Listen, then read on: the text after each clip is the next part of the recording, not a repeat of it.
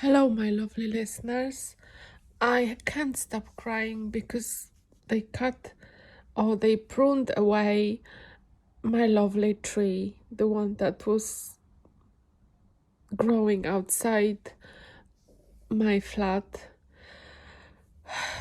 And I just cannot console myself. And I feel like I don't have anyone to talk to because I don't think anyone would really understand. I mean, they can listen and obviously sympathize, but I was really connected to this tree and I didn't even realize how. And I was really looking forward to the big branches, and the tree had such a delicate leaves, and I was just looking the other day because the leaves were just sprouting and there were little buds, and I was just thinking, where are the buds? And are they coming very soon? And now these bare branches just cut off. I know it will grow back, but I'm just so sad. I have been crying all day, and I even came down and spoken to the guys, all crying and in tears, about why they are pruning it so excessively. It seems like it was so excessive. And they said, oh, it's just speak to the council and it's just something that we do. And the council already let it go for several years, and that's why the tree grew so big. It was a big, beautiful tree, just as trees are in the cities. And they are so protective. They protected me from the traffic, from the pollution. And there were pigeons on the tree, and I loved seeing the sun through the branches, and there is no more anything of that.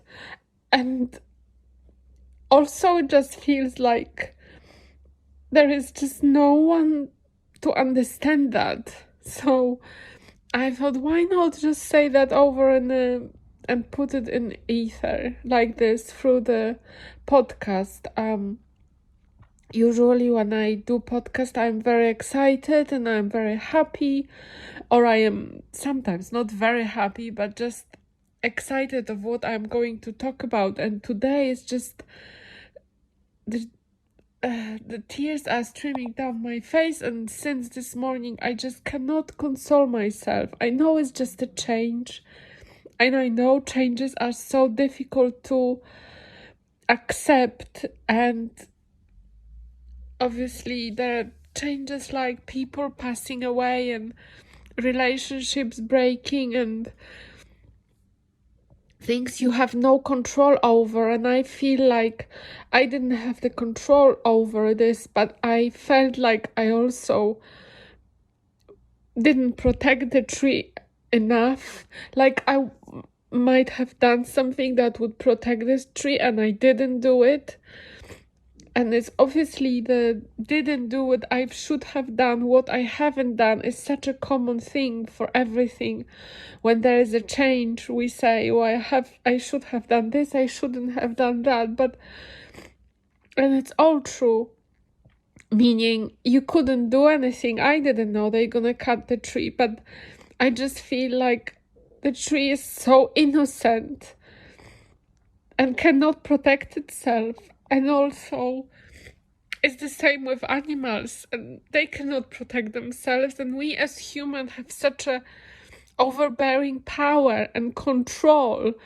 And we also always think that we have everything under control, and just a couple of men with saws comes and just cut this poor tree. They didn't cut the whole tree, they just cut the branches. It was just I guess pruning, but like a really big pruning, because it was a big tree. And just in the time of growth, in the time when this tree was just about to put buds out, and I thought I touched the tree and it was so in shock. It was so in shock. It couldn't. And I also couldn't speak. And the fact that I'm looking at the bare branches and cut off, it looks like cut off hand.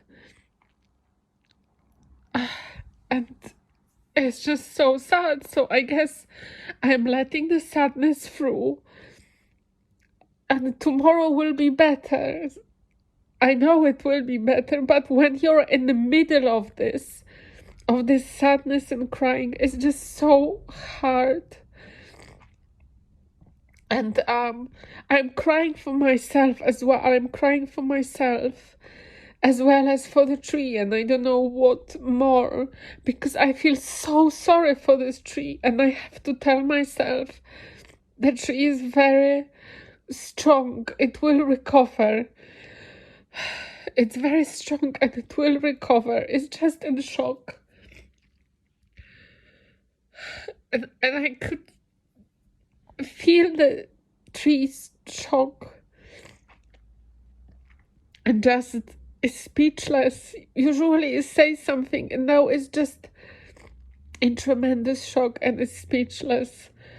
And I feel like a protector of my environment, but I also feel like I cannot do anything. That so many things are, and I'm just fighting with the meals, like D'Artagnan.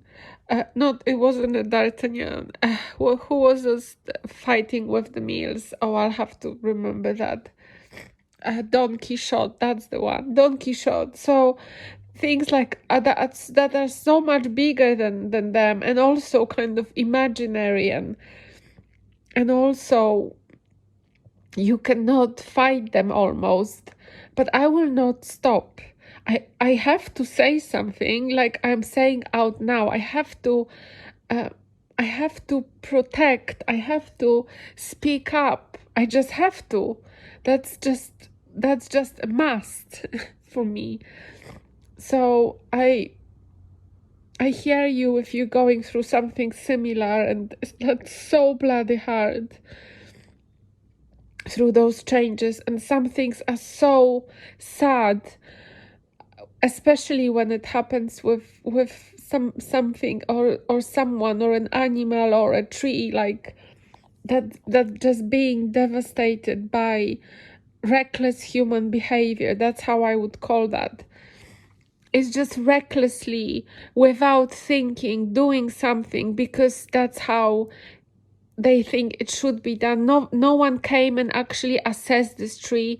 The tree was not in anything's way. It was just growing, and the trees are growing for us. They are here for us, for humans. They release oxygen that we breathe in. They give shade.